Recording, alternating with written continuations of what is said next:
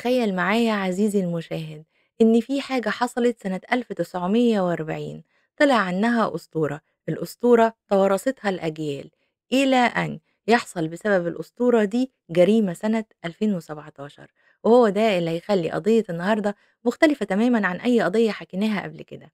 أنا مرمر المصري ودي قناة خين المرمر. يلا بينا نبدأ في حكاية النهاردة. فهل أنتم جاهزون يا رفاق؟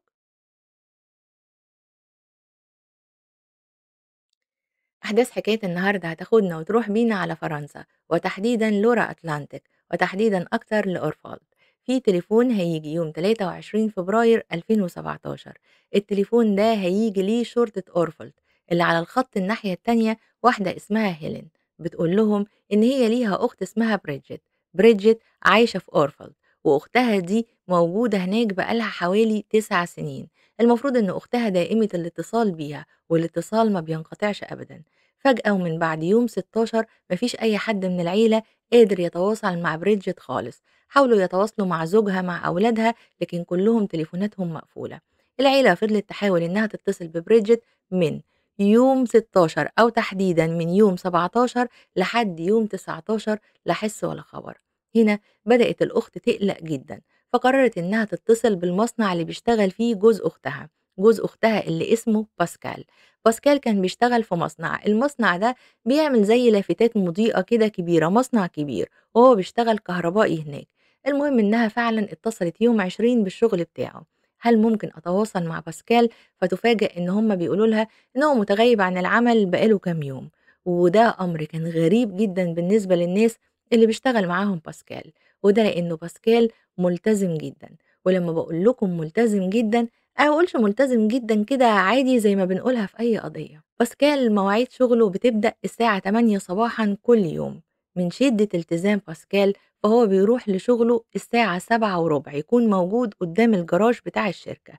الساعة 07:30 يكون دخّل العربية جوّه الجراج، ومن 07:30 ل08:00 بيستنى زمايله لمّا يتجمعوا. 08:00 بالضبط يبدأ الشغل بتاعه.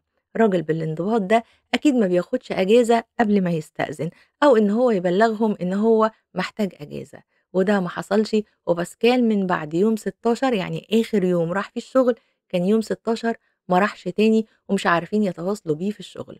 كل دي حاجات بتنذر إن في شيء خطير جدًا حصل للعيلة دي، وبناءً عليه هيلين اتصلت بالشرطة عشان يروحوا لبيت أختها ويطمنوا ويعرفوا في إيه.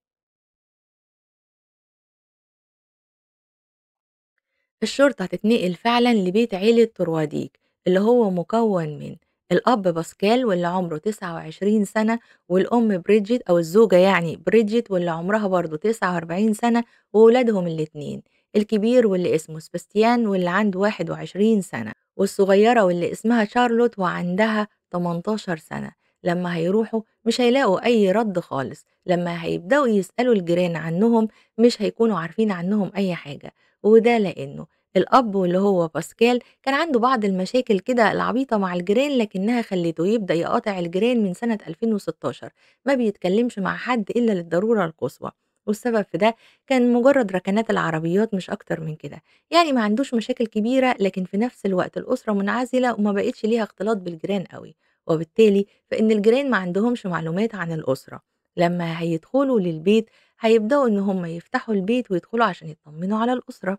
بعد يوم كامل في البيت ده من الشرطة هيطلع المدعي العام ويقول رغم عدم علمهم إيه اللي حصل للأسرة إلا إنهم بيعلنوا البيت ده مسرح جريمة. وهنا الدنيا هتقوم مش هتقعد، وده لأنه الصحافة هتبقى موجودة بكثافة في المكان، لأنه في نفس الحي أو في نفس المدينة دي في سنة 2011 حصل اختفاء لعيلة، وتم اكتشاف إن العيلة دي تم إنهاء حياتها بالكامل. وده طبعًا رجّع للأذهان الحادثة القديمة، وخلّى الناس تبقى قلقانة جدًا، والصحافة كمان مهتمة جدًا. لكن هنا هتقولوا لي هو إيه اللي الشرطة شافته جوّه البيت خلّاها تقول إن البيت ده تحوّل لمسرح جريمة؟ الشرطة لما دخلت للبيت لقت حاجات كتير بتنم على إن في فوضى شديدة في البيت. زي مثلا إنهم لما دخلوا بدأوا مع الفحص كده، الفحص الدقيق، يلاقوا إن في بعض آثار خفيفة للدماء في كل مكان في البيت تقريبا، وطبعًا هنا هيستدعوا فريق من البحث الجنائي والطب الشرعي، اللي هيتأكدوا بعد ما يرشوا مادة الluminol إنه فعلًا البيت كان غرقان دم، وحد قام بتنظيف كل الدماء اللي منتشرة في البيت كله، وساب بعض الآثار دي وبعضها كمان اللي كان موجود على السرير اللي موجود في غرفة بريدجيت وجوزها ولو هنرتب المشهد هاقول لكم إن أكتر أوضة كان باين فيها الصراع ومتبهدلة جدًا كانت غرفة الابن سباستيان واللي عنده 21 سنة، واللي هيلاقوا فيها آثار لدماء، هيلاقوا حاجات متفرقة كتير جدًا، وهيلاقوا إن الموبايل بتاع سباستيان موجود وموجود عليه بعض قطرات الدماء الناشفة زي ما حضراتكم هتشوفوا في الصورة كده. لمّا هيبدأوا يتحركوا هيلاقوا إن غرفة شارلوت كانت مش مبعثرة خالص وما فيهاش أي حاجة، لكن ما فيش أي أثر لشارلوت خالص. لمّا يطلعوا للدور اللي فوق للغرفة الرئيسية بتاعة الأب والأم هيكتشفوا إن في بُقعة دماء كبيرة جدًا موجودة على المخدة، وإنه ملايات السرير زيها زي ملايات السرير في جميع الغرف مش موجودة في البيت خالص، وهيلاقوا إن في آثار زي اقتحام كده على الباب بتاع التواليت بتاع غرفة بريدجيت، دي حاجة. الحاجة التانية هيلاقوا الساعة بتاعة بريدجيت واللي وقع على الأرض ومكسورة، ده غير زي ما قُلت لكم إن في دماء في كل مكان في البيت، وفي قطرات كمان هيلاقوها على السلم بتاع البيت المؤدي من الطابق الأول للطابق التاني. لمّا هيدخلوا للمطبخ هيلاقوا إن الحوض كان فيه بعض المواعين كده، كوباية وشوية أطباق. طبعًا هُم بدورهم هيبدأوا يرفعوا أي بصمات وأي حمض نووي موجود على الحاجات دي. هيلاقوا أطعمة كانت جاهزة كأنهم كانوا لسه مخلّصين أكل، وفي كمان order كان مطلوب بتاع سوشي والمفروض إن هو اتطلب يوم 16. المهم يعني إن الorder ده كمان موجود على ترابيزة المطبخ وبايظ، وده طبعًا لإن العيلة مختفية بقى لها فترة. هيفتحوا التلاجة يلاقوا بعض الأطعمة البايظة ويلاقوا كل حاجة كأن بالضبط وزي ما قال المدعي العام إن البيت ده توقّفت الحياة فيه فجأة وبدون سابق إنذار. وهنا السؤال، يا ترى العيلة دي إيه اللي حصل لهم بالضبط؟ الشرطة هتبدأ تحط مشتبه بيه أول في القضية دي، ولو سألتوني إزاي هاقول لكم إنه الشرطة بعد تحرياتها في أول يوم وبعد كل اللي عملوه في أول يوم داخل البيت هيكتشفوا مجموعة من المعلومات. أولها إن هم هيلاقوا المفروض إن الأسرة عندها 3 عربيات، عربيتين من نوع فاخر بتوع الأب والأم، وعربية فيات بترجع للابن سباستيان. العربية بتاعة الأب والعربية بتاعة الأم ما زالوا موجودين في مكانهم، أمّا العربية بتاعة الابن سباستيان فما كانتش موجودة خالص. الحاجة التانية إن هُم لمّا يدوّروا ورا سباستيان أو ورا تليفونات العيلة، هيلاقوا إن تليفون سباستيان يوم 16 هو آخر تليفون اتقفل من تليفونات العيلة، لمّا حددوا المواعيد اللي اتقفل فيها التليفونات هو آخر تليفون. ما فيش أي دخول قسري للبيت، ما فيش كسر في باب ولا شباك ولا أي حاجة خالص، وإلى الوقت ده هُم مش لاقيين أي حاجة تَنُم على إن في شخص تاني هو اللي دخل البيت، وبالتالي الشكوك راحت لسباستيان.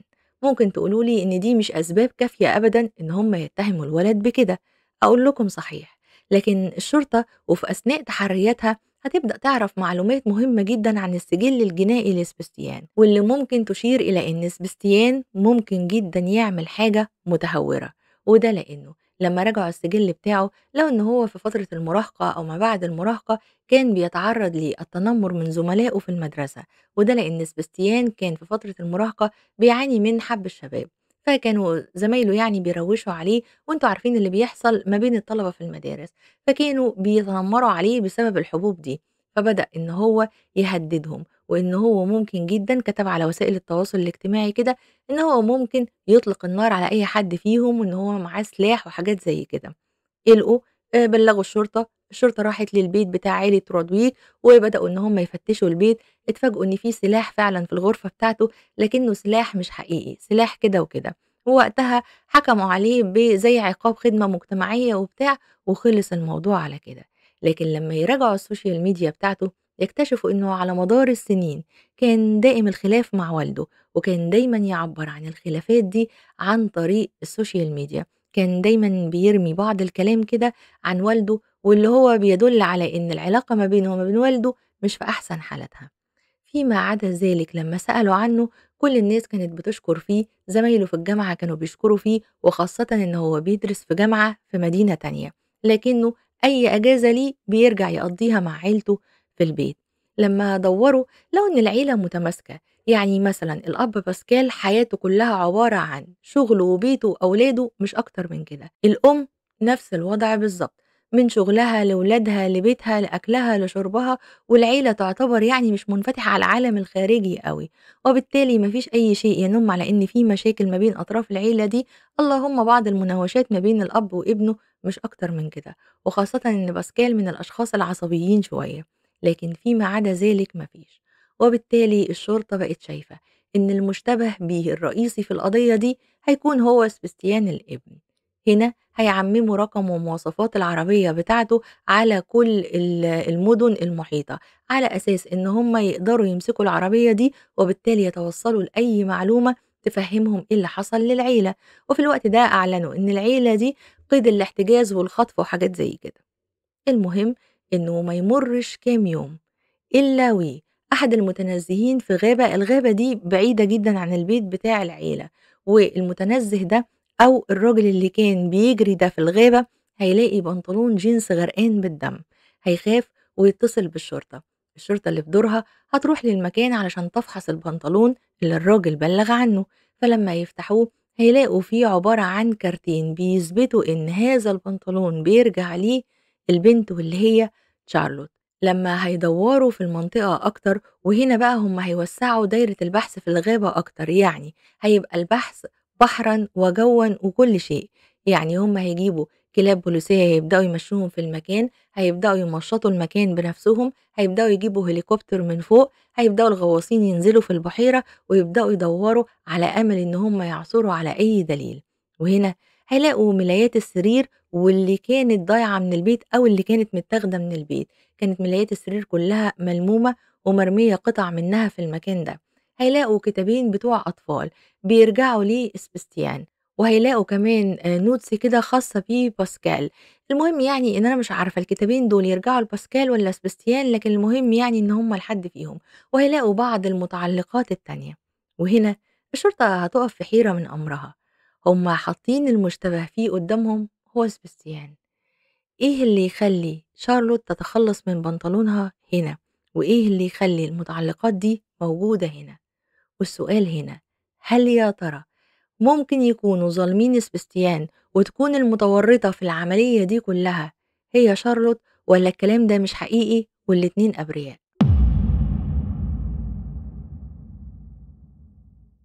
صحيح إن الشرطة في الوقت ده كانت عندها مشتبه بيه أساسي اللي هو سبستيان، وبدأت عيونها تروح على شارلوت كمان، إلا إنه في نفس الوقت كانوا ماشيين على خط تاني خالص، وهو إنهم لما لقوا النوتس الخاصة بباسكال لقوا فيها معلومة مهمة جدا.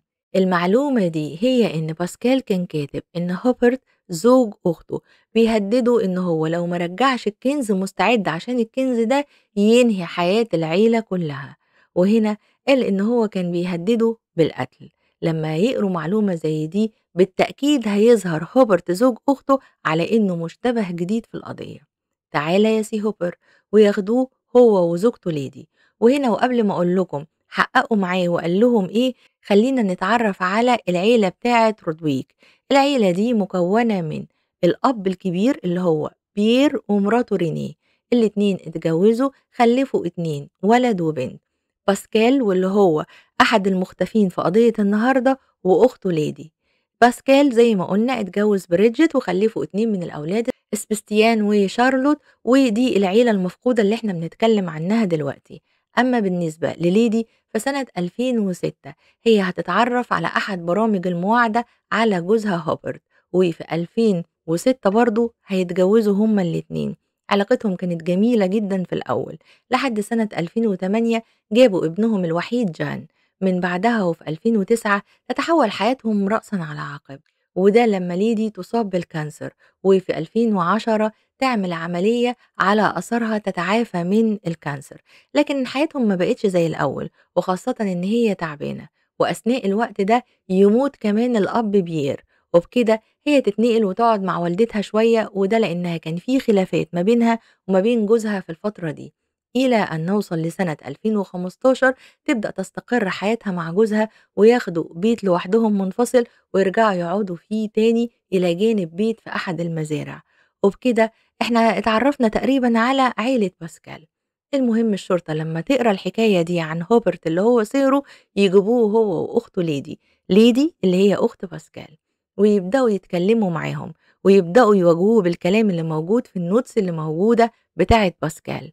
وهنا هيبان عليه إن هو فعلًا متفاجئ بإن العيلة أو الأسرة دي مفقودة، وهيقول لهم إن هو على خلاف مع باسكال من سنة 2014، ما فيش أي كلام ما بينهم وفي قطيعة تامة، ولا هو بييجي للمدينة دي خالص ولا بيتكلم معاه ولا في أي علاقة بتربطهم ببعض، وإن هو فعلًا متفاجئ إن الأسرة مختفية.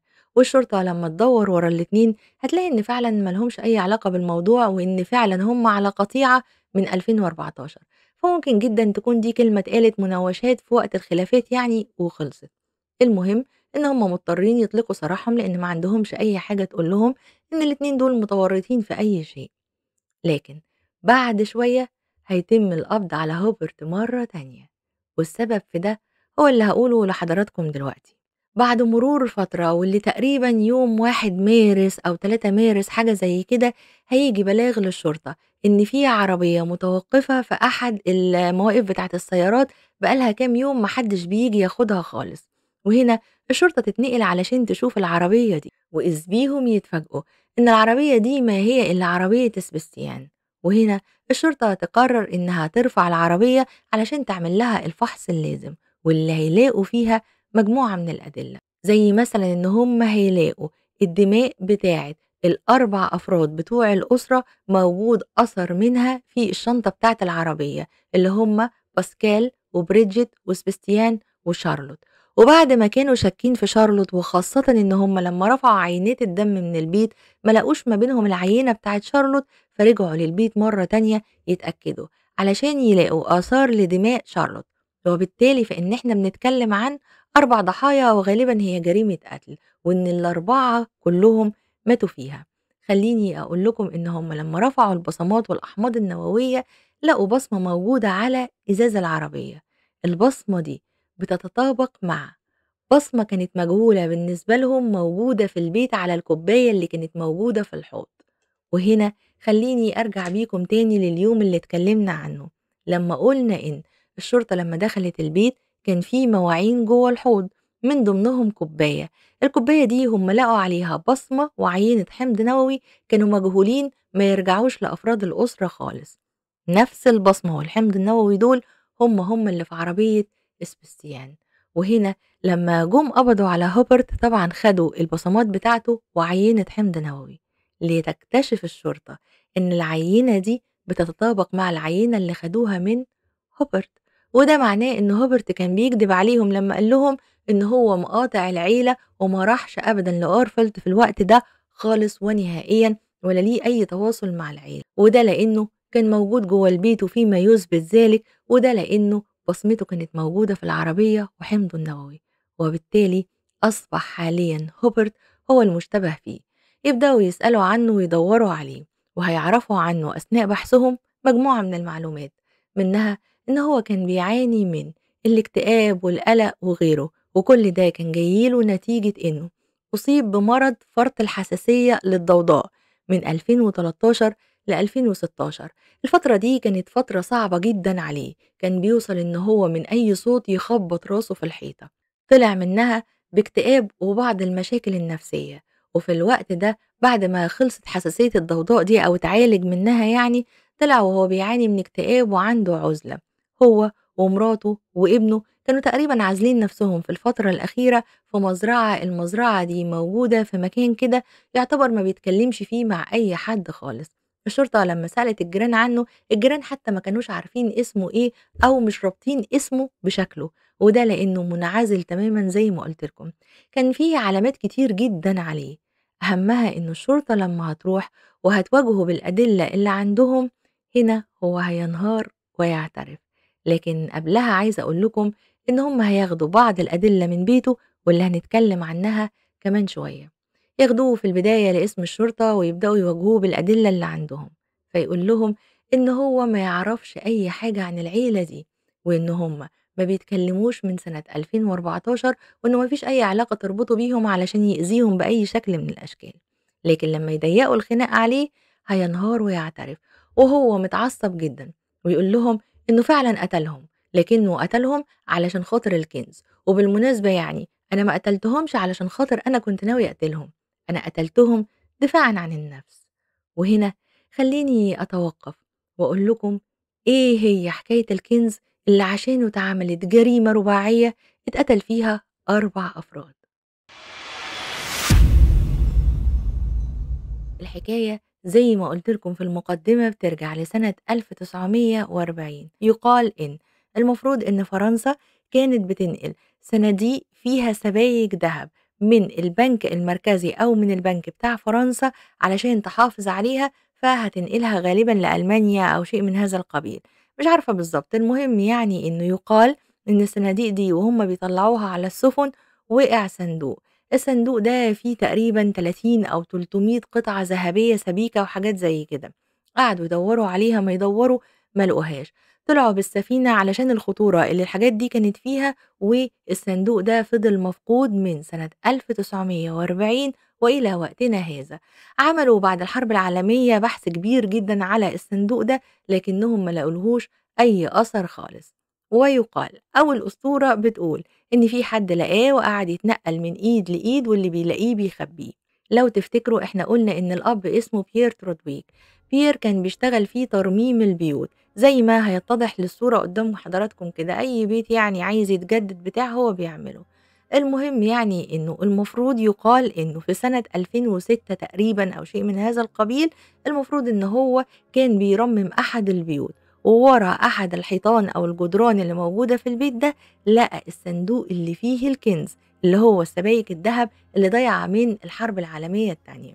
المهم إن هو أخد الصندوق ده وخباه، ويقال إن ده الصورة اللي انتوا هتشوفوها المكان اللي هو خبى فيه الكنز بعد كده. هم أصلا البيت بتاعهم، البيت بتاع العيلة بتاعة ترودويك دي العيلة الكبيرة يعني، المفروض إن هم واخدينه من سنة 1987. فيقال إن هو أخد الكنز وخباه في البيت ده. طب إحنا عرفنا الحكاية دي منين؟ الحكاية دي جات على لسان مراته رينيه. وهنا بقى خلّيني أقول لكم إيه علاقة الكنز ده بالجريمة الرباعية اللي حصلت.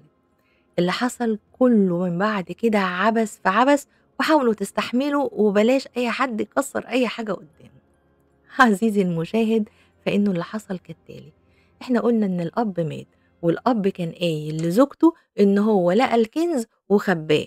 هي بقى الأم اللي اسمها رينيه تعبت ودخلت المستشفى في شهر تقريبًا إبريل سنة 2014. المهم يعني إن هو ما أعرفش في أوله أو في آخره، لكن دخلت المستشفى. في الوقت ده يروح ابنها باسكال، وإحنا زي ما قُلنا هي ما عندهاش إلا باسكال وليدي. المهم يعني إن هو هيروح لها وهي في المستشفى يطلب مفاتيح البيت، لإنه عايز الصندوق بتاع العِدّة وكده، لإنه محتاجه يعمل شوية إصلاحات في البيت بتاعه. تدّي له المفتاح، وبعد ما ترجع البيت تروح، وهي كان في الوقت ده أكتر ناس قريبين منها وبيروحوا لها بنتها ليدي وجوزها هابر. تبدأ تقول قدّامهم إنها شاكة إن ابنها باسكال سرق الصندوق بتاع الكنز، وإن هو لمّا جه قال إنه عايز مفاتيح البيت ما كانش عشان ياخد صندوق العِدّة ولا الكلام ده، هو كان جاي علشان يسرق الكنز، لإنه أكيد أبوه قال له قبل ما يموت مكان الكنز فين، وهو أخد الكنز. طب إيه اللي بيخلّيكِ تعتقدي إن هو فعلًا لقى الكنز وأخده؟ قالت لهم لإنه فجأة كده بدأ يظهر عليه حاجات تدل يعني على الثراء، زي إن هو اشترى عربية فاخرة ليه وعربية فاخرة لمراته، ده إلى جانب العربية الفيات اللي جابها لابنه. كمان هو كان في رحلة قريب ولسه بيقول إن هو رايح رحلة تانية، ده غير مظهرهم واهتمامهم بنفسهم و. وكل ده بيدل على إن الثراء ظهر عليهم فجأة، وده معناه إن الثراء ده ظهر عليهم بعد ما خد مفاتيح البيت وأنا مش موجودة ودخل البيت. هل لقيتِ تكسير في أي حاجة، بعترة في أي حاجة، أو أي شيء يدل على ذلك؟ لأ، لكن هي مُصرة إن ابنها باسكال سرق الكنز. مين بقى اللي شعشع الموضوع في دماغه جدًا وبدأ يصدّقها جدًا، جدًا، جدًا، لإن هو أصلًا دماغه بعافية، واللي هو هوبرت جوز بنتها. وهنا يقرروا إن هم لازم يواجهوا باسكال باللي هم عرفوه، وإن هو يرجّع لهم نصيبهم من الكنز اللي هو سرقه. وبالمناسبة كل دي تكهُّنات الأم بتقولها عن أسطورة عن صندوق بتاع دهب ما حدش شافه من سنة 1940. المهم إنه فعلًا في شهر يوليو أو يونيو 2014 هتبدأ تتصل بابنها، ويقولوا له إن هُم هيتجمعوا مع بعض تجمُّع عائلي على عشا أو شيء من هذا القبيل، وإن هو ييجي، لكن هتطلب منه ييجي هو ومراته ويسيب الأولاد علشان هُم عايزينه في موضوع مهم. باسكال يقول لها أوكي، وفعلًا يروح لها في اليوم اللي اتفقوا عليه ويحصل التجمُّع العائلي، ويقعدوا يتعشوا مع بعض. بعد كده تبدأ الأم توجّه لابنها التهمة، وتقول له إنها عارفة إن هو لمّا أخد مفاتيح البيت إن هو دخل وسرق الكنز وأخده كلّه لوحده لنفسه، وتبدأ أخته تلوم عليه وجوز أخته يلوم عليه.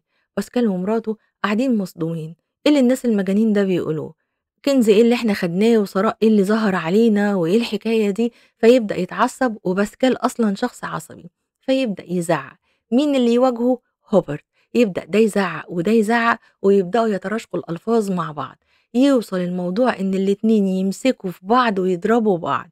فلمّا يضربوا بعض باسكال ياخد مراته ويمشي ويقول لهم إن هو مش هيدخل البيت ده تاني. في الوقت ده وبعد ما يمشي مامته تشعلل النار زيادة هي وأخته، بإنهم يبعتوا له رسايل إنهم مش عايزين يعرفوه تاني، وده لإنه سرق الكنز وإن هو ما عملش أبدًا حسابهم فيه أو يعني ما فكّرش إن هو يرجّع لهم نصيبهم من الكنز.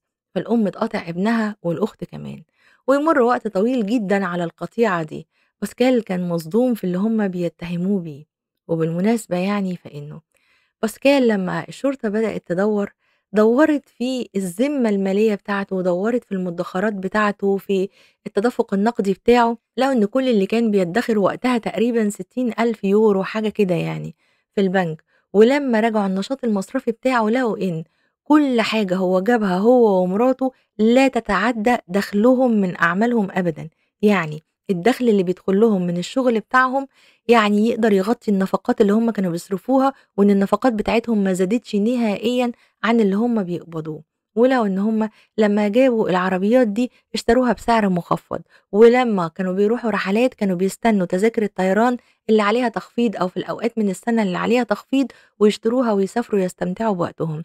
ودي حاجة طبيعية جدًا، لا غيّروا بيتهم مثلًا ولا لبسوا الدهب والألماظ ولا أي حاجة، مجرد اتنين من شغلهم بيوفّروا بعض الفلوس ويبدأوا يشتروا الحاجات المخفضة ومش أكتر من كده. لكن الأم كانت مُصرّة إن ابنها ظهر عليه الثراء. المهم يعني إنه مع مرور الوقت اللي هيتعرف بعد كده واللي هييجي على لسان القرايب بتوع باسكال وبريدجيت إنه هوبرت ومراته ليدي ما سكتوش من بعدها، لأ، كانوا دائمي الاتصال بيهم وتحديدًا هوبرت كان بيتصل ويهددهم ويضايقهم. ومش بس كده، الشرطة لمّا دخلت البيت لقت إن هو كان في سنة 2015 و2016 بيروح وبيراقبهم، بياخد صور كتير جدًا للبيت من برّه، بيسجل العناوين بتاعة الجامعة والمدرسة بتاعة ابنهم وبنتهم، عناوين شغلهم، أرقام التليفونات، كل حاجة، وكان تقريبًا بيراقبهم طول الوقت، وبيضايقهم طول الوقت. بعض المصادر بتقول إن هم راحوا قدّموا ضده بلاغ في الشرطة لمّا هدّدهم. بقية المصادر بتقول إنه لأ، هم اشتكوا لقرايبهم لكنهم ما فكّروش إن هم يقدّموا فيهم أي بلاغ للشرطة خالص. ده غير إن هم هيلاقوا في المذكرات بتاعة ليدي مراته بتتكلّم قد إيه أخوها شخص أناني، أخد الكنز وسايبهم بيمرّوا بظروف صعبة جدًا، وإن هي وجوزها وابنها عايشين في حالة مأساوية ماديًا جدًا. لكن هو شوف بيلبس قميص فيه زراير دهب، ده بيلبس خاتم دهب، ده بيعمل ما أعرفش إيه، ده بيروح رحلات، ده، وبتعِد على أخوها كل حاجة بيعملها. طبعًا كل دي حاجات كانت بتخلّي نار الكراهية جواهم تتأجج تجاه الأخ أكتر. المهم إن هم هيكتشفوا إن باسكال ما هانش عليه مامته وأخته، وفي 2015 تواصل مع والدته، وبدأ يتكلم معاها ويقول لها إن هي وحشته، وهو كان بيحب والدته جدًا وده أمر طبيعي طبعًا. أصلًا باسكال تقريبًا الوحيد في العيلة دي اللي كان شخص طبيعي. المهم إنه باسكال هيتصالح مع والدته، ووقت ما هيتصالح معاها هيبدأ يسأل عن أحوال أخته وعن ابن أخته ومش هيسأل عن جوز أخته.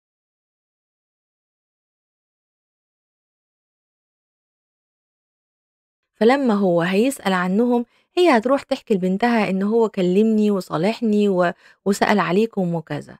هوبرت كاوسن جوز الأخت كان معتقد إن بما إن باسكال سرق الكنز وحرمهم منه ومستعد يعمل أي حاجة عشان يحافظ على الكنز، فأكيد هو بيسأل علينا لإنه عايز يقضي على جميع أفراد أسرتي، وإن مراته وابنه دلوقتي في خطر بسبب باسكال اللي أخد الكنز. وبالمناسبة يعني هو كان محضّر زي عريضة أو زي بلاغ كده إنه لو ما عرفش يوصل لحل مع باسكال في موضوع الكنز هيبلّغ عنه عشان البوليس يمسكه ويمسك الكنز اللي معاه. المهم إن المشاعر دي بدأت تتأجج جواهم كده مع الوقت من 2014 لحد 2017. في 2017 وتقريبًا في يوم 7 تقريبًا في نفس الشهر اللي حصلت فيه الواقعة، بدأ إن هو يروح. كان عنده أمل إن هو يعرف يدخل البيت، فلمّا يدخل البيت يسرق المفاتيح ويطلّع عليها، ومن بعد كده يدخل البيت في وقت يكونوا هُم مش موجودين أو مسافرين أو كده، ويدوّر على الكنز براحته يعني، وياخد الكنز ده ويحصّر قلب باسكال عليه. لكنه لمّا راح يوم 7 لقى إن أنوار البيت والعة، وإن هُم موجودين جوّه البيت، فرجع وما عملش أي حاجة. بعدها في الليلة الموعودة واللي هي ليلة 16 راح، والمُختَل ده كان واخد معاه سماعة طبية للدكاترة بيكشفوا بيها علينا دي، كان واخد معاه سماعة طبية وكان متخفّي شوية ولابس كاب أو يعني زي طاقية كده وبتاع، وقال يعني الراجل متخفّي. المهم هيروح على أساس إن هو اللي هو قاله واللي مش مقنع بالنسبة لي، إن هو كان رايح علشان يتصنّت عليهم ويسمع لو جابوا سيرة أي حاجة عن الكنز، وفي نفس الوقت يحاول يدخل البيت حتى لو هُم فيه وهُم نايمين، يسرق المفاتيح علشان يدوّر على الكنز بعد كده براحته. لكن الحقيقي مش كده، الحقيقي واللي قاله بعد كده المدعي العام هو إنه ممكن جدًا يكون اللي عمله إنه أخد السماعة دي عشان يبدأ يتحسس على الأبواب الصوت، فلمّا يسكتوا ويناموا يخش وينفذ الجريمة بتاعته. وهنا خلّيني أنتقل بيكم ليوم الواقعة وإزاي الجريمة دي حصلت، واللي هتسمعوا فيها حاجات ينأى لها الجبين. في اليوم الموعود واللي هو يوم 16 فبراير 2017 هذا المختل راح وبدأ إن هو يستنى عند البيت ويتصنت عليهم على أساس إن هم لما يناموا يدخل ويسرق المفتاح أو يرتكب الجريمة على حسب هو كان هيعمل إيه بالظبط. يعني لأن هو قال إنه ما كانش ناوي يقتل، لكن المدعي العام قال إن هو كان مرتب للجريمة. المهم إنه في اليوم ده هو مش عارف هيدخل البيت إزاي، الأبواب كلها مقفولة. لحسن حظه ولسوء حظ الضحايا إن هو واقف عند باب الجراج، الباب يتفتح فجأة، قلبه يقع في رجليه. ساعتها بريدجيت كانت واقفة من جوه لكنها ما خرجتش، هي كانت بتفتح وبتنده على القطة بتاعتها من غير ما تخرج، فالقطة راحت داخلة على جوه وبريدجيت راحت منزلة الباب، لكنها للأسف الشديد ما قفلتوش بإحكام، سابته قفلته كده بس وخلاص ودخلت مرة تانية. وبالتالي بقى عنده الطريقة اللي يخش بيها جوّه البيت. دخل وعلى حد كلامه إن هو بدأ يُقف في الreception تحت، ووراه السلِّم بتاع البيت اللي بيطلّع على الدور التاني. بريدجيت يتفاجئ بيها واقفة وراه على السلِّم وبتبُص له. أول ما تلاقيه مقتحم بيتهم وواقف جوّاه، تطلع تجري على السلِّم فورًا وتروح لباسكال وتقول له على اللي هي شافته تحت. ينزل باسكال وعلى حد كلامه إن هو باسكال يعني كان نازل ومعاه عصاية حديدية أو قضيب حديدي، لكن الثابت إن هو كان واخد القضيب ده معاه. لكن خلّينا نمشي على روايته ونقول إن فعلًا باسكال هو اللي نزل بالحديدة، وده أكيد من حقه لإن في حد اقتحم بيته. المهم يعني بيقول إن باسكال حاول إنه يضربه، فهو خطف القضيب الحديدي وبدأ يضرب بيه باسكال. في الوقت ده باسكال ما كانش عارف يتصرّف لإنه لمّا دخل من خلال الجراج راح وفصل الكهربا عن البيت، فالدنيا كانت ضلمة، وده برضه على حد كلامه. فالمفروض إن باسكال لمّا أخد الضربات دي طلع يجري وراح علشان ينوّر النور اللي هو كان فصله عن البيت. في الوقت ده طبعًا الأولاد سمعوا اللي حصل. الكلام بقى اللي أنا هاحكيه لكم ده كله دلوقتي حصل بالضبط في دقيقتين و30 ثانية. بالضبط دقيقتين و30 ثانية، ولكم أن تتخيلوا وحشية الهجوم. لمّا باسكال راح علشان ينوّر النور، خرج سباستيان في الضلمة من عند باب أوضته، هنا يفاجئه بالقضيب الحديدي فورًا ويبدأ يضرب، يضرب، يضرب في الولد لحد ما يوصّله لحد السرير بتاعه، ويضربه بالقضيب ده لحد ما ينهي حياته تمامًا. في الوقت ده البنت كانت خارجة واللي هي تشارلوت، يبدأ يواجهها هي كمان ويضربها على باب غرفة إسبستيان، بعد كده يطلع فورًا جري على السلم، كل ده بمنتهى السرعة. في الوقت ده بريدجيت كانت خايفة ودخلت جوه التواليت وقفلت على نفسها. يبدأ إن هو يستدرجها علشان تخرج، وأول ما تفتح يبدأ يضربها بالقضيب الحديدي ده على دماغها لحد ما ينهي حياتها تمامًا. مش فاضل إلا باسكال. باسكال راح وتحسس النور وولّع النور ورجع. هو ينزل من على السلم ويواجه باسكال قبل ما يقدر يعمل أي حاجة خالص، وينهال عليه لحد ما يرضيه قتيلًا. وبكده هو قضى على حياة ال4، وعلى حد كلامه إن هو ما كانش ناوي يقتلهم، هو كان بيعمل كده دفاعًا عن النفس. المهم إن هو هيفضل موجود في البيت مع جثث الضحايا ال4 ويقعد يدوّر على زفت الطين الكنز اللي هو بيدوّر عليه. هذا الكنز الملعون هو يقعد يدوّر عليه لحد تاني يوم الصبح، ويُقال إن هو ما قدرش يخرج لأسباب تانية، لكن على أي حال هو قعد ودوّر على الكنز. بعد ما الصبح طلع وهو ما لقاش أي حاجة خالص، هيرجع على المزرعة، لإنه في الوقت ده كانوا سايبين البيت بتاعهم وقاعدين بقى لهم فترة في المزرعة. يروح على بيت المزرعة ويقول لليدي زوجته على الجريمة اللي هو عملها. هنا ليدي الأخت تروح معاه وتساعده كمان في تنظيف مسرح الجريمة بشكل يعتبر كويس جدًا، وده لإنه الشرطة لمّا دخلت ما لقيتش إلا آثار بسيطة. أنا باكلمكم عن دماء نزفها 4 أفراد طول الليل، فلكم أن تتخيلوا كمية الجهد اللي اتعمل عشان يشيلوا كل الآثار دي، اللي ساعدته فيها مراته ليدي.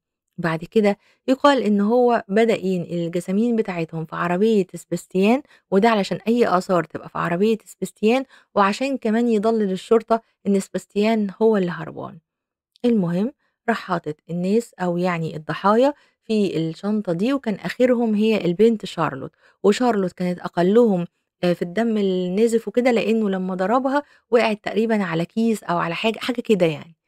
المهم إن هو نقلهم عشان يضلِّل الشرطة، بدأ يوزّع الحاجات كده في جميع أنحاء المدينة. وهنا ييجي السؤال، لمّا نقل الجثث دي ودّاها فين؟ وهنا استعدوا لسماع أمر فظيع هاحاول ألخّصه لكم في ثانيتين عشان أنا شخصيًا مش قادرة أحكيه. دلوقتي معاهم في المزرعة بتاعتهم هو ومراته ليدي اللي عايشين فيها مع ابنهم جان اللي كان عمره وقتها 8 سنين. هم معاهم 4 جسامين. ليدي على حد كلامها إن هي ما قدرتش أبدًا تساعده في التخلُّص من الجسامين، فهو قام بالمهمة دي لوحده داخل المزرعة. اللي عمله إن هو جاب الجسامين ال4 بعد ما كان نضّف البيت بتاعهم وفاكر إن هو كده عمل الجريمة الكاملة، بدأ ياخدهم وبدأ عفوًا يعني يقطّعهم. قطّعهم حرفيًا زي ما بنقول نساير، نساير. يعني الشرطة لمّا عثرت على بقايا منهم، بقايا صغنططة أوي، أوي، أوي، أوي يعني ما لاقوش الجثامين كاملة. المهم إن هو قطّعهم وعفوًا يعني أخرج الأحشاء بتاعتهم، أخرج الضلوع، الشرطة لقت بعض الشظايا، عنده غلّاية كده زي المحرقة كده عند الهنود. المهم خَد فيها الجسامين دي وبدأ يحطّها. أمّا بالنسبة عفوًا يعني للروس فحطّها في بعض الأكياس، ويُقال إن هو تخلّص منها إمّا في الغابة أو في النهر. على أي حال لم يتم العثور عليها ولا حتى على الجماجم لحد 2019. وبقية الأعضاء حرقها، اتبقى منها شوية، فما قدرش الوقت مش سعفه، خايف إن هو يتم اكتشافه، فقعد يومين يحرق في الجسامين، واللي اتبقى منهم راح ووزّعه في الغابة على أمل إن الحيوانات المفترسة تاكلها، لكن ده ما حصلش، والشرطة عثرت على عدد كبير جدًا من الأجزاء الصغيرة جدًا والشظايا الصغيرة جدًا. وهو ده اللي عمله هوبرت في ال4 أفراد. والسبب أو الدافع إن حماته قالت له إن أكيد ابنها باسكال سرق الكنز اللي عمر ما حد سمع ولا شاف عنه حقيقي ولا أي حاجة، واللي هو مجرد أسطورة. وكل ده بسبب أنا شايفة 2 ستات حاقدين، اللي هم الأم رينيه فعلًا الحما ومرات الأخ الحيزبونات بقى. 2 قرروا إنه يبُصّوا في حياة آآ ابنها وأخوها اللي هو باسكال، ده بيلبس كذا، ده بيعمل كذا، ده اشترى كذا، لأ يبقى الكلام اللي أبوكِ قاله صح، يبقى إحنا عندنا كنز، يبقى. بنوا حوار طويل عريض صدقوا واحد مختل زي هوبرت راح وأنهى حياة الأربعة اللي بشهادة الناس إن هم من خيرة الناس في التعامل، بمعنى إن باسكال رغم إن هو كان عنده خلافات مع جيرانه، إلا إنه في الشغل بيقولوا عنه إن هو شخص من الأشخاص الملتزمين جدًا، ما عندوش أي مشاكل مع حد، شخص قليل الكلام، بيتوتي جدًا. الأم، أم بكل معنى الكلمة. البنت شارلوت بيقولوا عنها إن هي كانت من الأشخاص شديد المساعدة للآخرين. أما عن سبستيان وأثناء الجامعة ولمّا كبر، قالوا إن هو ما كانش خلاص بيعاني من أي مشاكل مع والده خالص، التاريخ ده كان تاريخ زمان أيام المراهقة، وإن هو كان شخص كويس جدًا، وال4 مرتبطين بفكرة العيلة جدًا، جدًا. طبعًا هوبرت كاوسن ومراته ليدي هيتقدموا للمحاكمة، في الوقت ده يُقال إن ابنهم راح لدار، ويُقال كمان وقت المحاكمة كان عنده يمكن 13، 14 سنة حاجة كده. لكن وقت ما حصلت الجريمة كان عنده 8 سنين، كانوا بيسيبوا الولد بالأيام في المزرعة وهُم بيتخلّصوا وبينضّفوا وبيعملوا وكده، دي أول حاجة. الحاجة التانية إن اللي كانت مسؤولة عنه في الدار قالت إن هو كان بيرسم مواسير فيها دم، وكان بيرسم حاجات كتير فيها دم، وده معناه إن ممكن جدًا الولد ده يكون شاف الجثث أو يكون شاف شيء فظيع جدًا، لكن هل هو شاف والّا لأ؟ المؤكد إحنا ما نعرفوش، ده اللي جه في الروايات. المهم يعني إنه بدأ طبعًا أنا باتكلم عن المجرم اللي هو هوبرت، كان بيقول في المحكمة إن هو ما كانش مخطط للجريمة دي نهائيًا، وكل اللي كان عايزه هو الكنز بس، وإن هو لمّا راح وهُم هجموا عليه فكان بيدافع عن نفسه. أما عن ليدي فقالت إنه فعلًا والدتهم قالت لهم إن الكنز مع أخوها، وإن هي اعترفت في المحكمة إنها كانت بتغير من أخوها من الطفولة، وقالت إن هي جات في ظروف صعبة جدًا، وإنه أخوها كان متفوق عنها دراسيًا، وهي كانت بتحس إنها البنت الغير مرغوب فيها في البيت، ولذلك كانت الضغينة بتكبر جواها تجاه أخوها، وعاشت عمرها كله بتغير من أخوها ومن حياته. في الوقت ده المفروض إن الأم رينيه اللي هي أصلًا منبع الحكاية كلها من الأول تيجي المحكمة. صحيح هي قالت إن ابنها باسكال يعني كان بيحبها جدًا وإن هو كان طيب، لكن قالت إن باسكال فعلًا سرق الكنز وهو ده السبب، وكانت على فكرة واقفة في صفّهم هم ضد باسكال وأسرته اللي راحوا ضحايا نتيجة كلامها، وقالت لهم إن هي متأكدة إن ابنها سرق الكنز ده، والدليل على ده إنه في سنة 2014 في التجمُّع العائلي هو قال لهم إنه فعلًا خَد الكنز وباعه ب5.000.000 والّا مش عارفة 5.000.000$ والّا حاجة كده، والّا 500.000.000$ حاجة كده. المهم يروح طالع المدعي العام بما إنهم كان عندهم مجموعة كبيرة جدًا من الأدلة. الأدلة دي كانوا واخدينها من بيت المزرعة اللي عايش فيه هوبرت وليدي. هيطلعوا لهم حاجة وهي تسجيل صوتي في التجمع العائلي اللي كانوا عاملينه في سنة 2014 علشان يواجهوا باسكال. راحوا قالوا لباسكال أنت سرقت الكنز. في الوقت ده هوبرت المريض كان حاطط جهاز تسجيل، وده لأنه كان متوقع إن باسكال ناوي يعترف بإن هو فعلا سرق الكنز، فياخد عليه التسجيل ده ويبدأ يهدده أو يقايضه يعني، يا إما إني أروح للشرطة وأبلغ عنك بالتسجيل ده إنك سارق كنز، أو إنك تدينا نصيبنا من الكنز ده. لكن طبعا اللي حصل إن باسكال اتعفرت عليهم جدا واتصدم في الكلام العبيط اللي هم بيقولوه وسابهم ومشي بعد ما اتخانق معاهم، وبالتالي التسجيل ده بيثبت إن الأم كدابة وإن ابنها ولا اعترف إنه سرق الكنز ولا أي حاجة خالص، وبكده يثبت كذب الرواية دي. وهنا يتم توجيه تهمة القتل 4 تهم بالقتل لهوبرت. هوبرت اللي في الوقت ده يقال إن هو حاول إنه يمشي من على الأرض مرتين وهو موجود في السجن. المهم إنه هيتم الحكم عليه، هو اتعرض على لجنة طبية، ساعتها اللجنة دي قالت إن هو ومراته بيعانوا من الوهم البارانويدي، وإنه ده اللي خلّى في وهم نفسي عندهم، خلّى الموضوع يكبر في دماغهم وخلّاهم يرتكبوا الجريمة دي، لكن ده هيساعده برضه في النهاية، لإنه هيخفف عليه الحكم، وبدل ما ياخد حكم بمدى الحياة بدون إمكانية الإفراج المشروط، هيتم الحكم عليه ب30 سنة سجن، وإنه مؤهل للإفراج المشروط بعد 22 سنة. ولكم أن تتخيلوا إن هذا الشخص ممكن يخرج من السجن بهذه العقلية. لكن المُفجع حقيقي في الأمر هو الحكم اللي هيتحكم على ليدي، وده لإنه التهمة اللي اتوجهت لها هي التلاعب بمسرح الجريمة وإخفاء جثة مش أكتر من كده، وهنا حكموا عليها فقط ب3 سنين سجن منهم سنة مع إيقاف التنفيذ، وفترة كده من المراقبة بعد ما تخرج وشكرًا على كده. يعني سنتين يعني كان أصلًا تقريبًا خلّصتهم وتخرج وتعيش حياتها عادي جدًا. وابنهم دوّرت كده ما لقيتش هل رجع لهم والّا لأ، هل فضل في دار إيه، ما أعرفش. وبس، انتهت حياة الأسرة دي في جريمة رباعية لمجرد أسطورة، وهي إن الأب بيير قال كده. الشرطة بالمناسبة راحت للمخزن اللي كان بيقول عليه، وراحت ودوّرت في كل مكان، والشرطة خلصت إلى إنه من سنة 1940 بتتوارث الكلمات عن الكنز ده، لكن ولا حد لقاه ولا حد شافه ولا حد أصلًا يعرف هو فين. ده غير طبعًا زي ما قُلت لكم إن الشرطة أكدت إن كل المصاريف اللي كان بيصرفها باسكال ومراته لا تتعدى الدخل بتاعهم العادي اللي هم بيقبضوه من شغلهم، وبس. عشان كده باقول لكم إن القضية دي كانت قضية غريبة جدًا، أسطورة تطلع من 1940 ويحصل بسببها جريمة في 2017. السؤال ليكم، هل الشخص اللي اسمه هوبرت كاوسن ومراته ليدي، هل هو كان رايح فعلًا عشان يسرق المفتاح والّا كان مخطط للجريمة من الأول على حد رأيكم يعني؟ الحاجة التانية، هل ليدي كانت مشتركة معاه والّا فعلًا ليدي كانت بس ساعدته لمّا عرفت إن هو عمل كده؟ وبالمناسبة هي أبدت حزن شديد أوي على أخوها ومراته وأولاده في المحكمة. وبس.